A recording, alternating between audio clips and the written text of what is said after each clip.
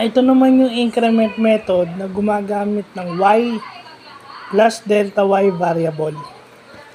So, dati kasi ginagamit natin is x plus delta x, di ba? So, ito, y plus delta y naman. Still using the definition formula of a derivative.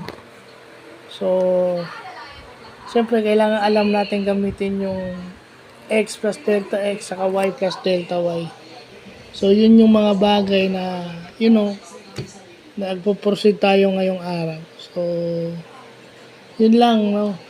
Kasi sinasabi ko nga nung dati na etong mga to, kinatatakutan ko to. Akala ko, babaksak ako talaga nung nag-aaral ako.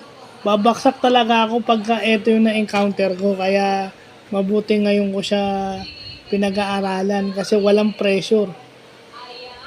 Allowed ako na magkamali at umulit. Hindi kagaya kapag makakarinig ka pa kung kani-kanino kapag medyo may kahinaan ka.